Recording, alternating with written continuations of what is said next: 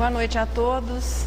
Na sequência do nosso estudo sistematizado, hoje estamos vivendo a nossa aula número 18, iniciando o capítulo número 9 da segunda parte de O Livro dos Espíritos, que trata da intervenção dos espíritos no mundo corporal.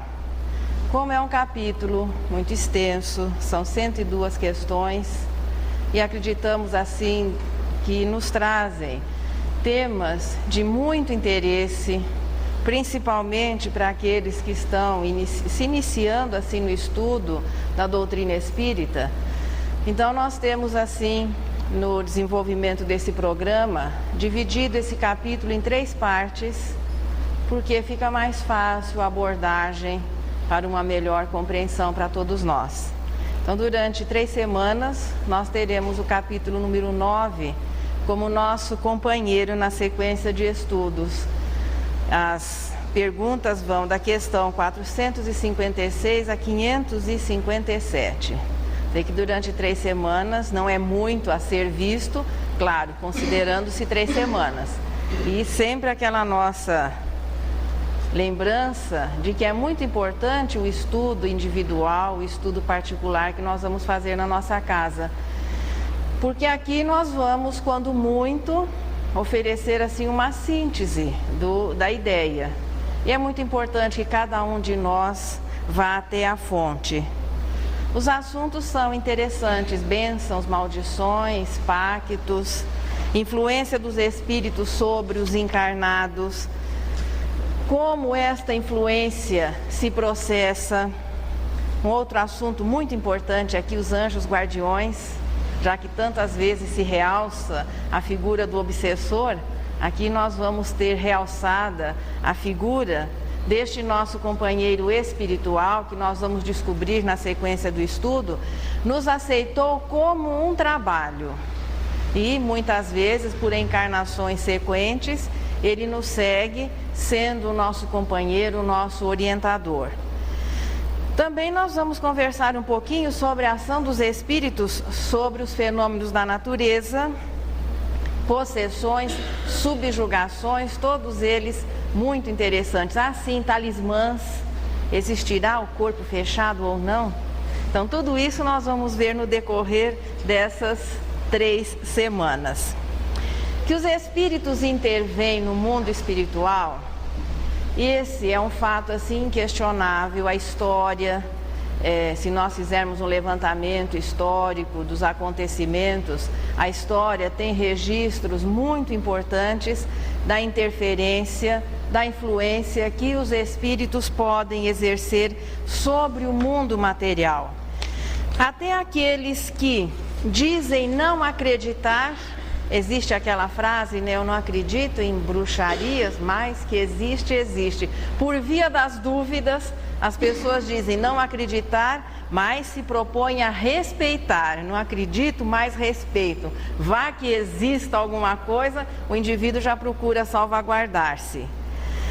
E o que mais impressiona nessa relação mundo espiritual, mundo material, o que mais nos impressiona não é a influência normal que existe, é aquela influência oculta que identifica a naturalidade com que se processa o intercâmbio, a comunicação através do pensamento. Com essa nós não nos preocupamos.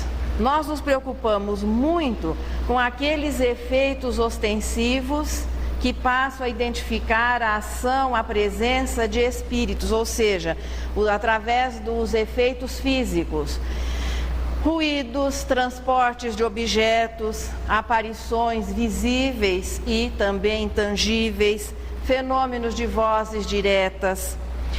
Só que estes fatos, embora eles sejam reais, normais, não estamos dizendo que tudo aquilo que as pessoas dizem que acontece ou que imaginam esteja acontecendo realmente são verdadeiros. Quando, de ordem geral, se procura para uma informação, para que se possa atestar que aquele fenômeno é verdadeiro, tem que merecer um acompanhamento, um estudo, a observação. O que a gente pode dizer, olha, A doutrina espírita nos explica a possibilidade desse ou daquele acontecimento. Agora, se está acontecendo realmente, é preciso um acompanhamento. A possibilidade existe, mas vamos considerar que num número bem menos elevado do que as pessoas acabam acreditando. Para que um espírito possa interferir diretamente na matéria, são necessárias circunstâncias favoráveis e especiais. É necessária a presença de um médium que tenha na sua especificação a possibilidade de doar fluidos para que o fenômeno de efeitos físicos possa acontecer. Tem que esses fluidos combinarem-se com o espírito que queira realizar aquele fenômeno. Portanto, Kardec gastou quase que a metade do livro dos médiuns para explicar estes fenômenos. Eles são possíveis, mas não são tão simples como possa parecer à primeira vista. E não é porque na nossa casa, às vezes, você acha que existe um barulho, que as meias estão desaparecendo, que parece que os objetos não estão mais no lugar que nós os colocamos, que nós já vamos atribuindo isso aos espíritos. É possível, é real o acontecimento de fenômenos dessa natureza, só que eles não ocorrem com tanta facilidade. É necessário que as circunstâncias favoráveis possam se combinar para que o fenômeno possa existir. Nós nos preocupamos mais com a possibilidade e o temor que as pessoas demonstram por esses acontecimentos. É aquela ideia que muitas vezes é transmitida, que os espíritos possam nos criar ou nos... alguma agressão de ordem física, por exemplo, que um espírito possa nos agredir fisicamente. Isso não é real e o muito importante é tomarmos mais cuidado com a influência natural, normal que existe, que é aquela que acontece através do pensamento e não exatamente com aquela possibilidade, podemos dizer assim, até quase remota, da interferência direta dos espíritos através da matéria. Embora esses fenômenos causem muito efeito, eles têm um objetivo definido.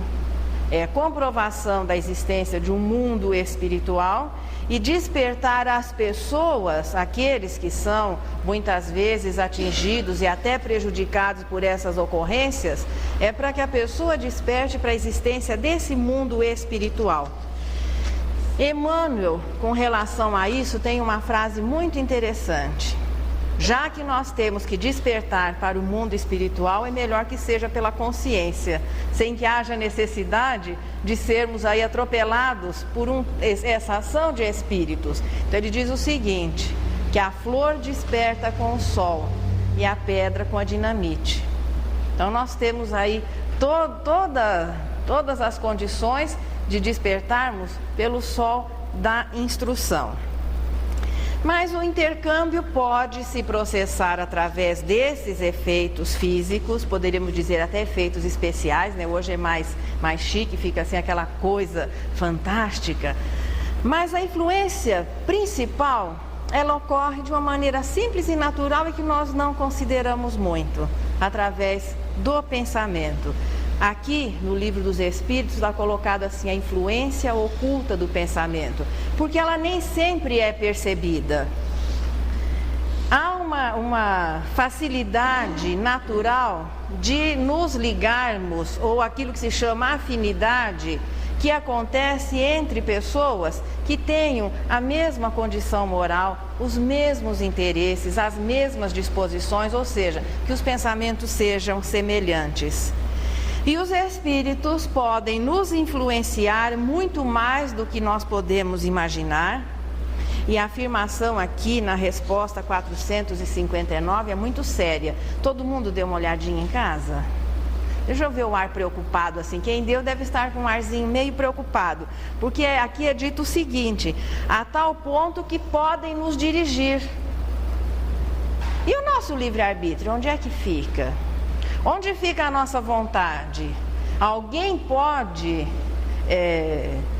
nos influenciar a ponto de passar a comandar a nossa vontade? Isso acontece na vida de relação entre encarnados, acontece entre desencarnados e encarnados. Essa influência pode existir entre dois desencarnados e pode existir também de encarnado para desencarnado. É o preço que nós pagamos pela conquista do pensar. A partir do momento que nós passamos a pensar, começaram a se estabelecer as relações. Na resposta 456, Kardec pergunta assim: mas os espíritos veem o que nós fazemos? Eles veem o que nós fazemos, nos rodeiam constantemente e chegam até a penetrar nos nossos pensamentos mais ocultos. Parece que eu estou ouvindo assim aquela voz do pensamento de vocês. E o nosso livre-arbítrio, onde é que fica? Somos observados, eu estou criando aquele clima assim, né? Somos observados de suspense. Nós somos observados, também na resposta 459, por uma verdadeira multidão. Além do livre-arbítrio, comprometeu-se a nossa privacidade. Como? Nos momentos mais íntimos em que nós estamos sozinhos, poderemos ser observados por espíritos? Poderemos. Será que isso não é um exagero? Acho que tem um espírito por aí falando alguma coisa também. Será que não é um exagero essa afirmação? Então nós estamos colocando até umas tintas mais fortes para criar aquele clima e já pedindo assim que ninguém fique preocupado além da conta, principalmente aqueles que talvez estejam pela primeira vez, vão se sentir assim assustados. Mas uma coisa é verdadeira. Segundo a informação dos espíritos, a população espiritual é muito maior do que a população encarnada. A bem da verdade é 1 por 5. Para cada encarnado, 5 desencarnados. Evidentemente que nós vamos ter mais gente a nos olhar, porque espírito não deixa de ser gente. Espírito encarnado continua sendo espírito e gente desencarnada também continua sendo gente. Somos, portanto, sempre espíritos. Essa afirmação dessa quantidade maior no mundo espiritual, a mais assim concreta que nós temos é do Espírito Camilo, no livro Correnteza de Luz, através da mediunidade de Raul Teixeira. Então a população espiritual é muito maior, 5 vezes maior que a população material, são a maioria. Naturalmente estarão convivendo conosco, embora em dimensões diferentes, mas é uma convivência natural, normal. O que é que eles pensam de nós? Os levianos, estes zombam, estes se divertem com a nossa impaciência, principalmente com as nossas reações aos problemas que eles procuram nos causar. Então, aqueles rompantes de cólera ou de medo, as situações criadas, a maneira como nós reagimos, e as nossas reações são sempre imperfeitas. A bem da verdade, reação identifica sempre primitivismo. E os bons espíritos, os espíritos sérios, estes se preocupam conosco, procuram nos auxiliar, procuram nos instruir. Já dá para relaxar um pouquinho, já pode ir começando a descruzar os braços, relaxar tranquilo. Agora nós vamos começar a mostrar o outro lado. Então estes estarão sempre, não se aplicaria muito bem o termo influenciar, mas guardadas as devidas proporções, diremos melhor, estes procuram sempre nos sensibilizar, para as coisas elevadas, as coisas de ordem superior, procurando sempre realçar o nosso lado bom. Existe, portanto, a possibilidade de uma convivência normal, saudável, entre os dois planos, exatamente porque isso é uma lei. Mesmo encarnados, continuamos sendo espíritos e participando do mundo espiritual. E vimos no estudo anterior que durante as horas do sono, nós de uma certa maneira, nos reintegramos à humanidade espiritual. Portanto, a relação é normal, é comum. A tendência, à medida que as almas vão se modificando, vão se melhorando, é que ela seja cada vez mais normal, tranquila.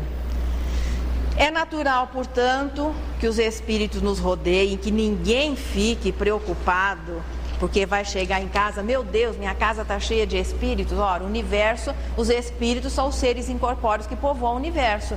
Eles não ficam apenas nos centros, não ficam nos cemitérios, como muitas pessoas imaginam. O que é que eles vão fazer no cemitério? Não tem ninguém vivo lá. Eles vão procurar o quê? A companhia daqueles que estão, claro, vão procurar a companhia de espíritos. É natural, portanto, que estejamos rodeados de espíritos, que eles vejam e acompanhem os nossos atos, que até conheçam os nossos pensamentos, que tentem nos influenciar. Os bons estarão tentando nos sensibilizar, sem que isso em nada interfira no nosso livre-arbítrio. Porque a decisão da atitude, da palavra, do gesto, será sempre nossa. Ainda que os espíritos tentem nos influenciar, nos sensibilizar, eles estarão sempre secundando as nossas intenções. Não esqueçam essa palavra. Essa palavra é a palavra-chave para que se compreenda a relação entre o mundo espiritual, o mundo material, melhor dizendo, a relação entre os espíritos. Apesar das tentativas de influenciação, que pode até chegar a uma subjugação, a decisão será sempre nossa. Gostaríamos, no entanto, que as pessoas não se preocupassem além da conta, porque hoje nós estamos oficialmente, segundo a sequência desse estudo, sendo informados dessa possibilidade de influenciação que um espírito possa exercer sobre nós. Este fato sempre ocorreu. Se estamos sabendo agora que isso não se constitua em uma preocupação, muito pelo contrário. Sabendo, nós agora temos condições de nos colocarmos a salvo, de desenvolvermos recursos para que a influência de espíritos inferiores não se transforme em prejuízo na nossa vida, de como nos libertarmos ou de como não permitirmos que essa influência seja exercida. Não é o desconhecimento, a ignorância que coloca o indivíduo a salvo das situações, muito pelo contrário, é o conhecimento. Sabendo que isso existe, que nós estejamos sempre alertas. E a receitinha com relação a estar alerta é muito simples. Tem no mínimo 2000 anos. Vigilância e oração. Isso é que realmente nos vai colocar a salvo dessas possíveis influências. Podemos também, sabendo dessa possibilidade, nos tornarmos mais sensíveis, mais acessíveis à influência que os bons espíritos possam exercer, desde que nós permitamos. Eles nunca vão nos obrigar a ser bons, mas estarão sempre prontos a secundar as nossas disposições.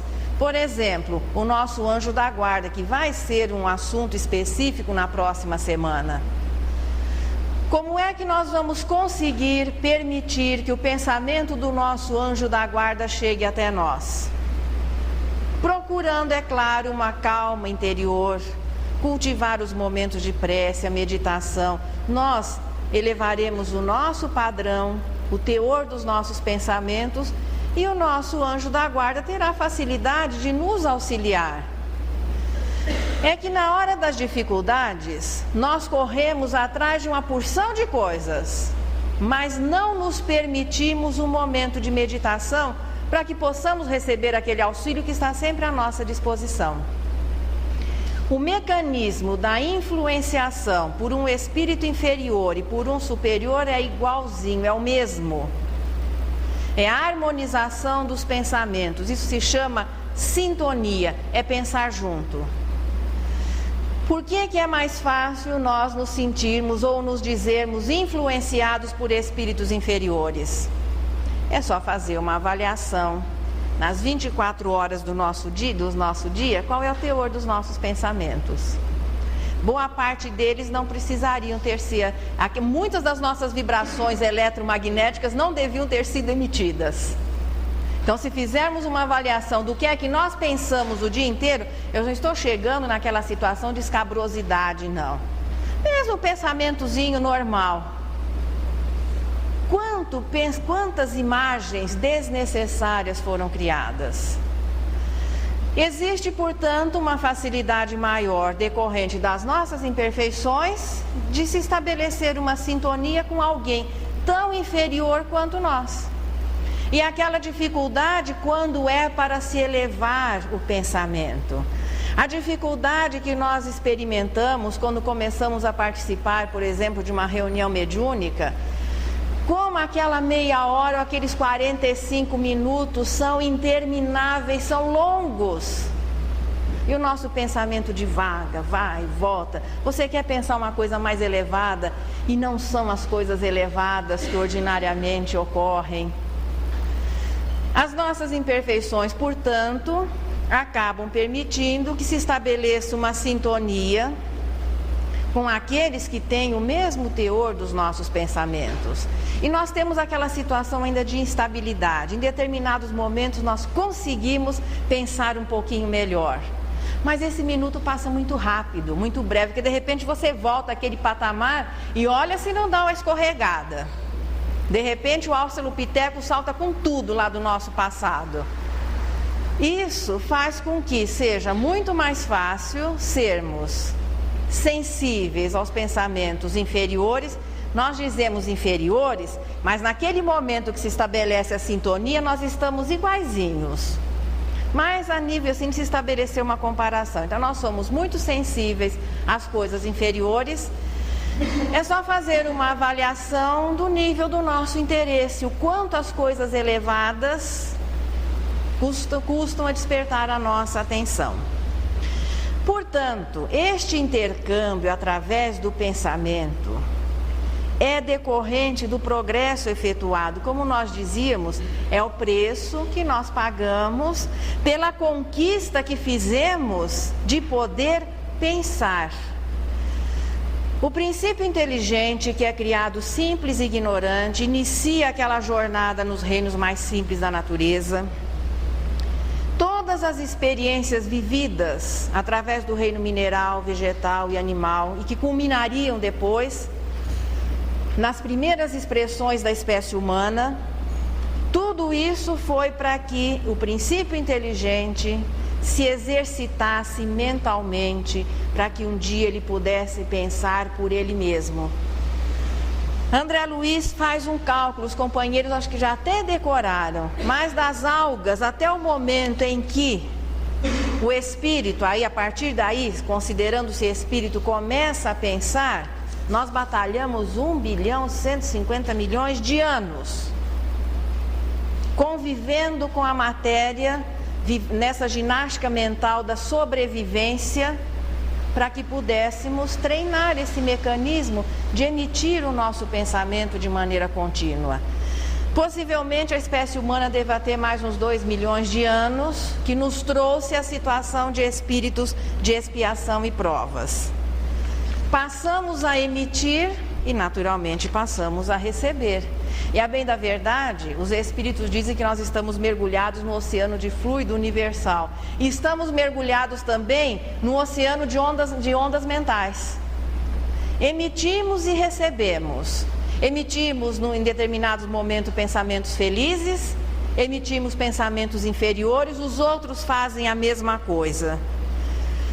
Como é que nós vamos conseguir manter um nível razoável de tranquilidade, de harmonia? Qualquer radinho de pilha tira isso de letra. Também estamos imersos nas ondas dos aparelhos de comunicação. Qualquer radinho de pilha, você compra aí na pracinha de um ambulante, sei lá, 4, 5 reais, não sei quanto custa, tem lá um botãozinho que chama seletor. Então, ajustando na frequência, você consegue sintonizar a estação que você queira. Isso para não se falar de aparelhos mais sofisticados. Mas um radinho que 2 pilhazinhas pequenininhas, ele faz isso com tranquilidade. Nós temos dificuldade em selecionar as faixas com as quais nós vamos nos identificar. Essa dificuldade será sempre relativa ao nosso coeficiente moral. Quando nós pensamos, quando nós emitimos um pensamento, de repente você se imagina tendo uma grande ideia, começa a trabalhar aquela ideia e começam a ocorrer pensamentos sequentes dentro daquele mesmo plano. Alguns melhores do que aquela nossa ideia inicial, outros inferiores, estabelecendo-se em muitas situações uma verdadeira conversa mental. Não é isso que acontece? A gente conversa com o nosso pensamento. Você conversa, discute. E aquela, isso é normal? É normal, porque em muitas situações, na maioria delas, nós estaremos conversando exatamente com o nosso pensamento. Mas com aqueles que nós atraímos, como é que nós vamos saber se o pensamento é nosso ou se não é nosso? Os Espíritos aqui dão uma dica na resposta 461. Geralmente os nossos chegam em primeiro lugar e não poderia deixar de ser, apesar da comunicação ser a velocidade do pensamento, mas o nosso é nosso, foi emitido em primeiro lugar. Embora nem sempre se consiga estabelecer tal distinção. Essa distinção é muito importante? Se ela fosse importante, tem essas mensagens, parece que passam numa fitinha, assim, você vai lendo, vão se formando as palavras. Se isso fosse muito importante, Deus estabeleceria de maneira tal que os nossos pensamentos seriam cor-de-rosas e o dos outros azul, laranjado, vermelho. Então você identifica, não, esse não é meu, o meu é cor-de-rosa. Mas parece que Deus ainda não considerou ser isso muito importante. O importante é a avaliação, não é de quem é o pensamento, mas é bom verificar o teor desse pensamento, se ele é bom ou se ele é ruim, se ele é mau. Bons espíritos, veja, podem nos influenciar, nos sensibilizar. Nós estamos apenas a nível de compreensão, separando o influenciar pelo sensibilizar. Porque os inferiores vão se utilizar de todos os recursos, não conhecem a palavra ética, para nos influenciar. E os superiores nunca vão nos constranger através do seu pensamento. Por isso eles procuram exatamente nos sensibilizar. Agora é muito melhor negócio nos deixarmos influenciar pelos bons do que nos permitirmos a sermos sensibilizados e depois influenciados pelos maus. Bons espíritos nunca vão nos constranger e os seus pensamentos serão sempre bons. Os inferiores procurarão nos forçar e os seus pensamentos, evidentemente, identificam a sua imperfeição. Kardec sugere que se estude o caso, que se analise. Os bons sempre o bem nos aconselham. E aí fica o nosso livre-arbítrio. Você pode ter a sugestão de um espírito inferior, aquela imagem que se faz, né, do anjinho e do diabinho. No Pato Donald às vezes aparece, né, o patinho vestidinho de diabinho e o outro vestido de anjinho, e ele no meio pensando o que ele vai fazer. De uma certa maneira é um simbolismo, mas corresponde à realidade. Eu sou ledora de Pato Donald, Mônica e outras coisas. Então isso, de uma certa maneira, corresponde à realidade. Então nós teremos sempre os bons tentando nos sensibilizar, a começar pelo nosso anjo da guarda, e a turminha do barulho querendo que nós continuemos acomodados nas nossas imperfeições. Como fica o nosso livre-arbítrio? Você decide. Nós vamos decidir a quem nós vamos atender.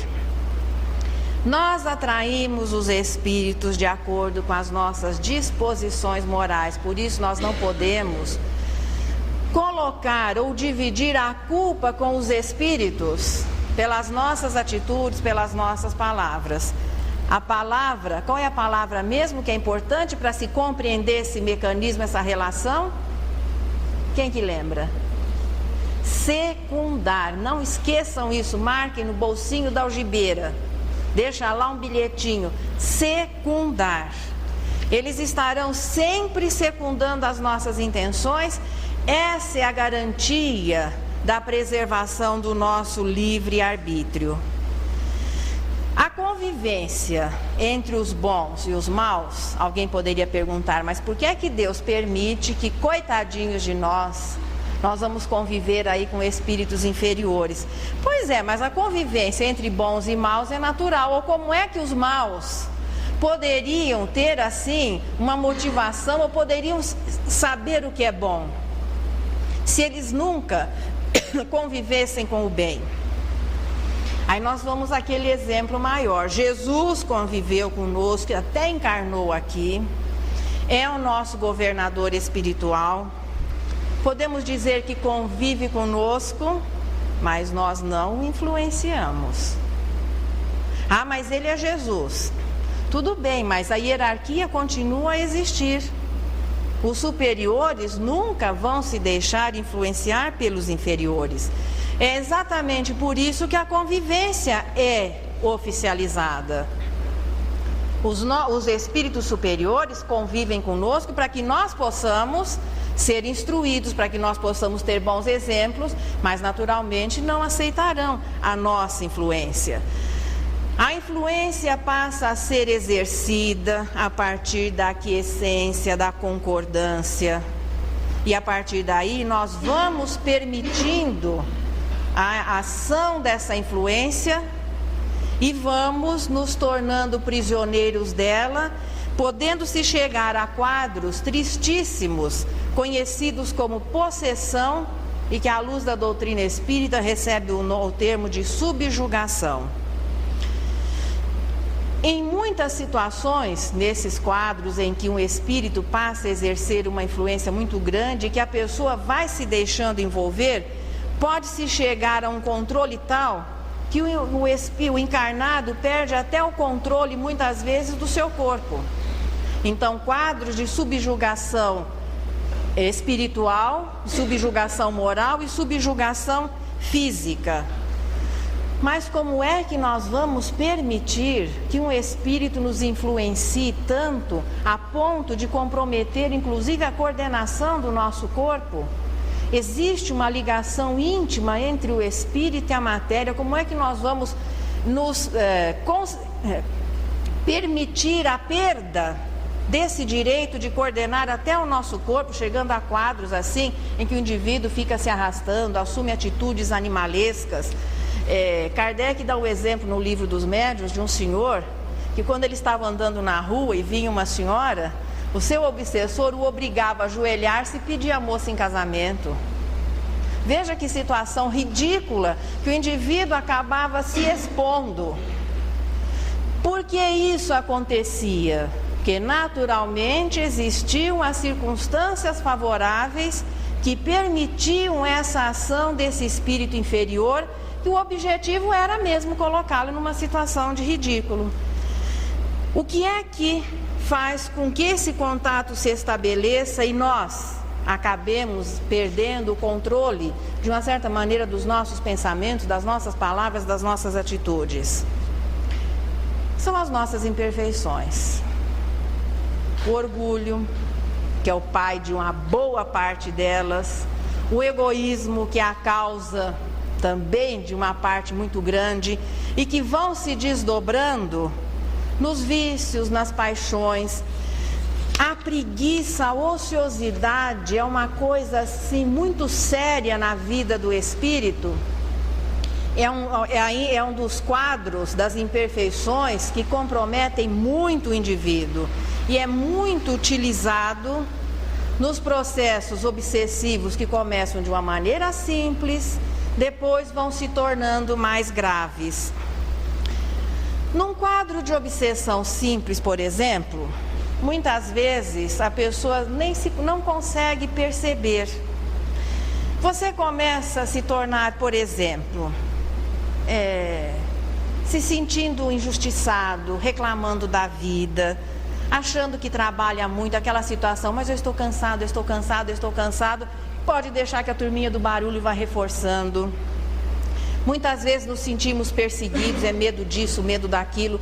As nossas imperfeições vão sendo exploradas. Nessa fase inicial, a influência ainda não é facilmente percebida e o indivíduo vai se deixando envolver.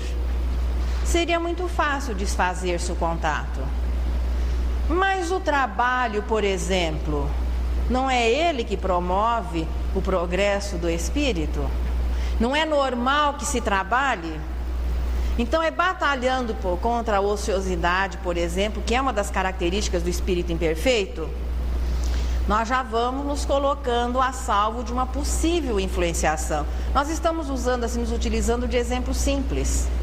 Então, segunda-feira é um dia maravilhoso, que beleza, você vai encontrar os seus companheiros de trabalho, vai voltar para a escola.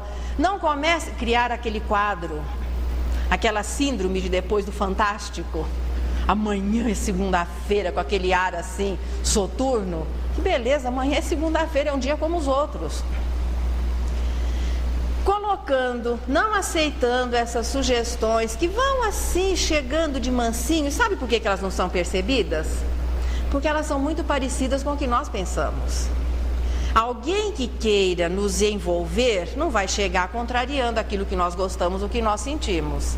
Haja visto quando se quer conquistar alguém, você até se despersonaliza, detesta pizza, mas vai lá e come pizza. Odeia sorvete, toma sorvete, não gosta de azul, sai vestidinho de azul. Até conquistar, depois as coisas começam a se modificar. Então, se você quer influenciar, quer conquistar, você não vai contrariar.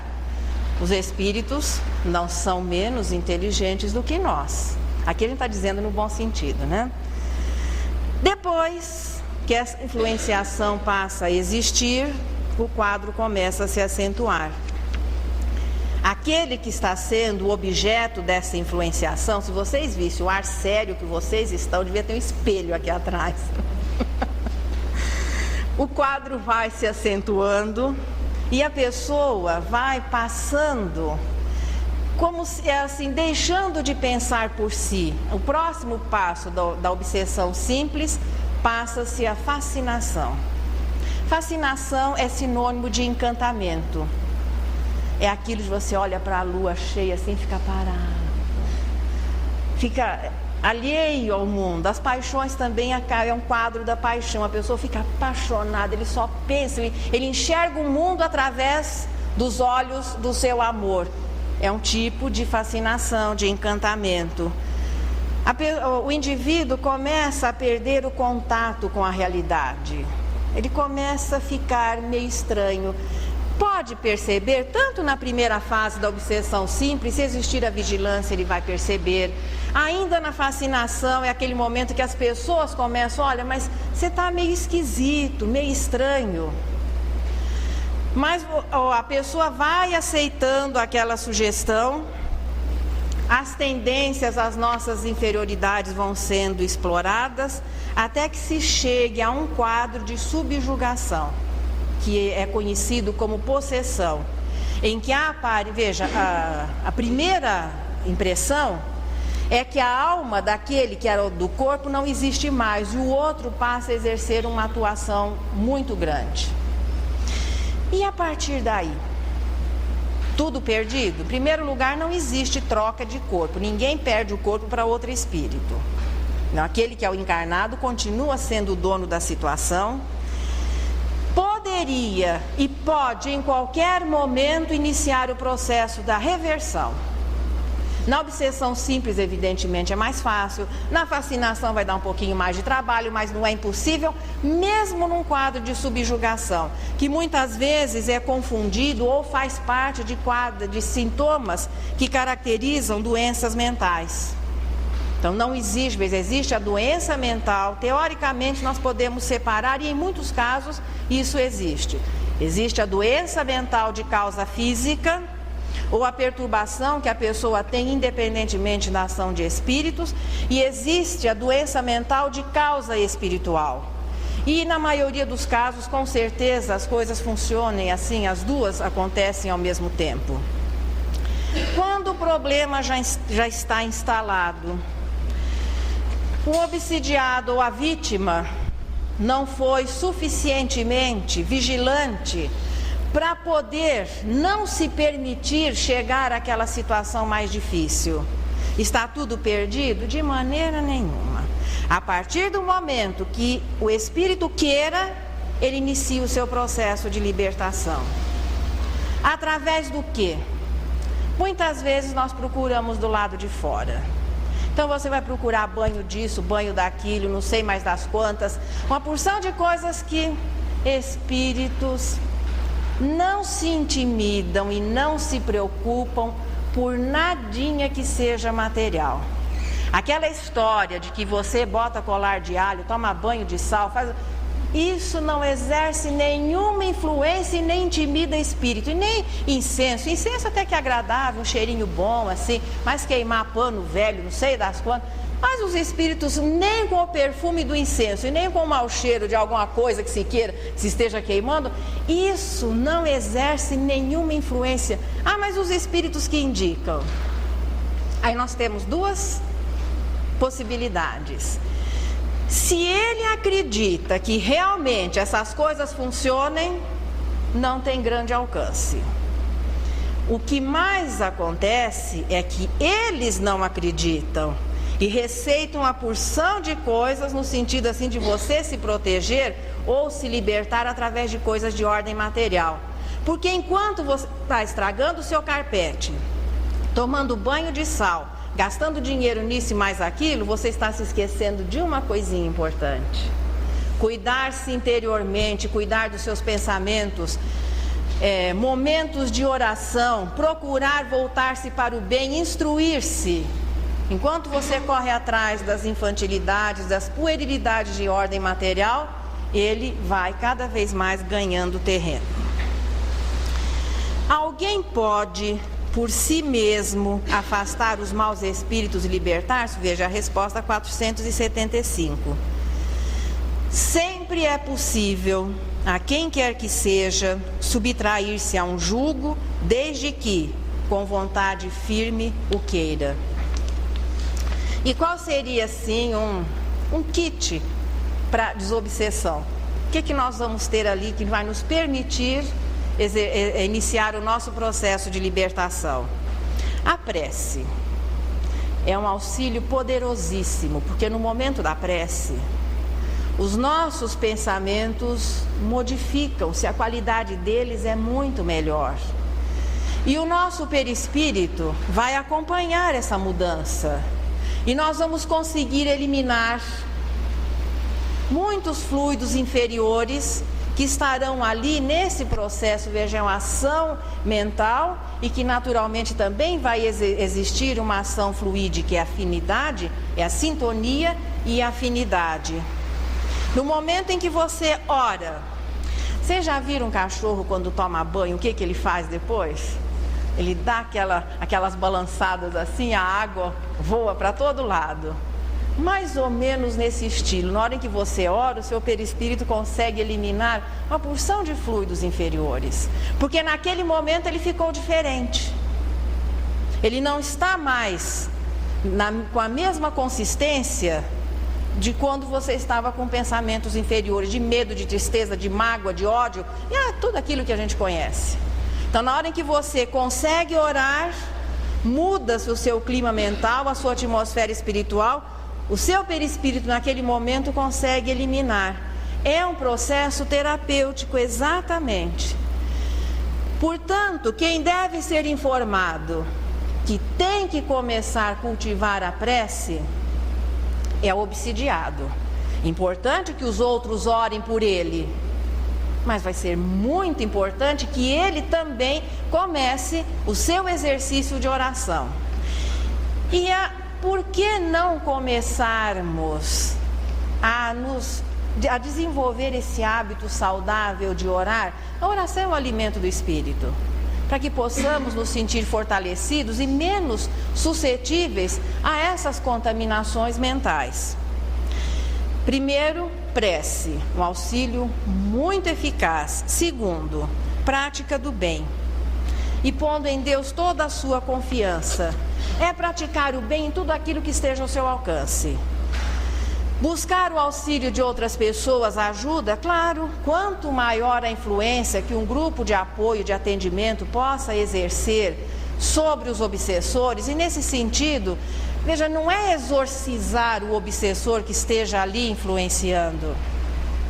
A partir do momento que uma equipe assume o tratamento de um obsidiado, seja na obsessão simples, na fascinação ou na subjugação, nem todo mundo percorre a sequência.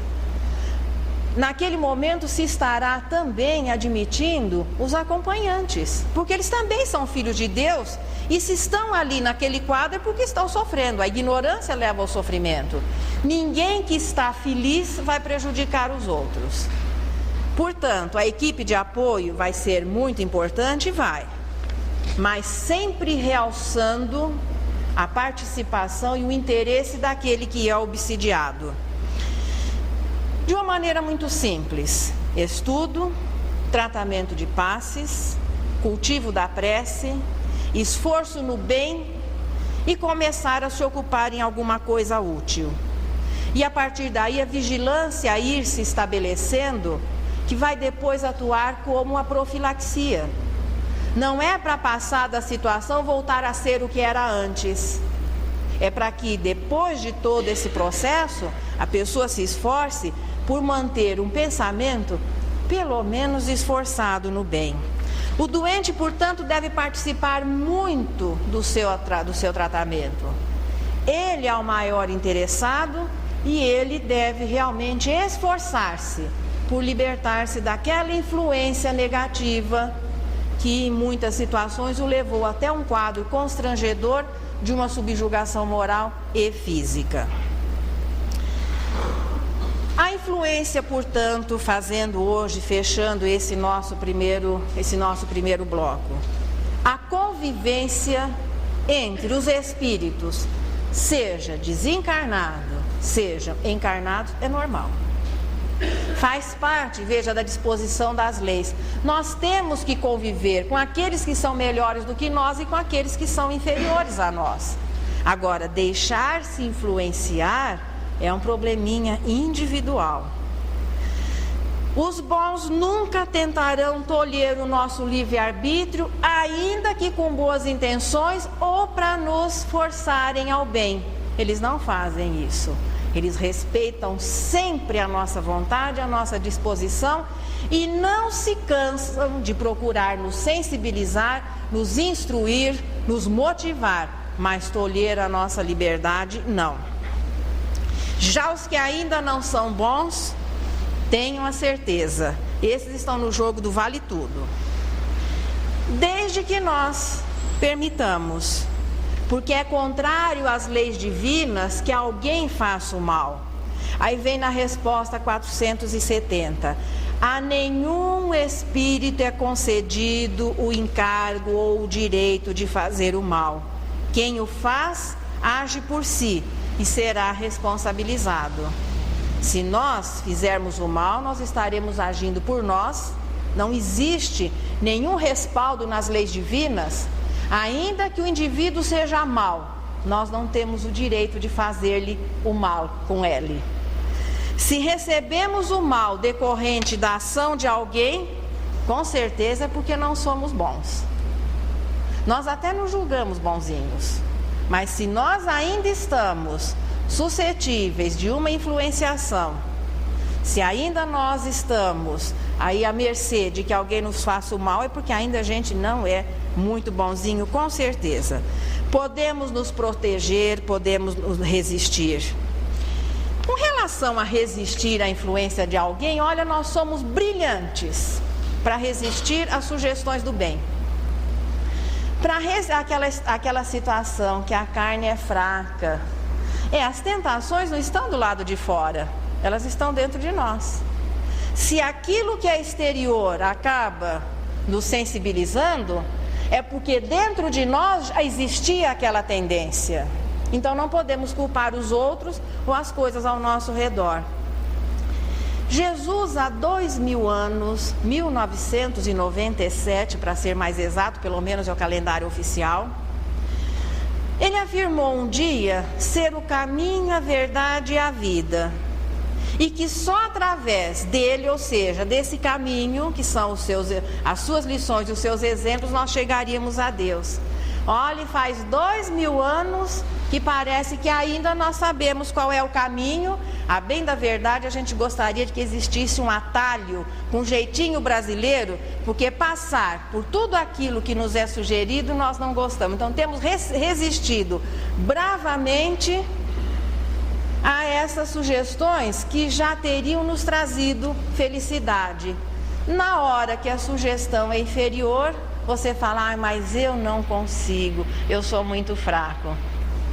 Em verdade, isso é meio de vida. Dentro de nós existem os recursos para que possamos nos tornar mais sensíveis às sugestões do bem e possamos nos tornar um pouquinho mais fortalecidos quando a sugestão é inferior. Isso se chama livre-arbítrio e é respeitado inclusive por Deus. Se Deus respeita a nossa vontade e não nos força ao bem, não existe nenhuma força que poderia nos forçar ao mal, a não ser as nossas próprias imperfeições. Deus nos oferece os recursos para que nós nos motivemos a ser bons. Ele não nos obriga a ser bons. Portanto, ninguém pode nos obrigar a ser maus. É aquele momento final que eu sei assim é esperado por todos nós. É aquele fechamento assim delicado, suave, que nos prepara melhor para a prece. E hoje ela nos fala sobre a fé, anotações da fé. Se queres elevar-te e engrandecer a vida, alma querida, escuta.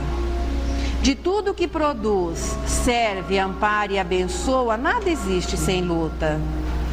Árvore alguma, seja em qualquer parte, fornecendo socorro e espalhando alimento, cresceu e se formou para doar-se à gleba sem os chicotes do vento. Se talhada em madeira a mesa que te apoia o pão de cada dia, foi nobre vegetal arrebatado à gleba para aguentar a serraria. Pedra que te suporta a residência, resguardando o equilíbrio que a domina, passou por marteladas muitas vezes, a fim de se ajustar à disciplina. Quem sonhe paraíso de alegria, sem sair de poltronas e almofadas, quem foge de ser útil, quem se omite, olha as águas paradas. Quem reclama sucesso sem controle, menosprezando o sentimento alheio, assista a uma corrida em que se note algum carro sem freio. Sem participação, sem sacrifício, a construção da paz jamais se apruma. Sem canseira, não há felicidade e nem se obtém conquista alguma. Alma querida, serve, ama, confia. Ajuda para o bem, seja quem for. Trabalho é luz de Deus a burilar-nos para o reino do amor.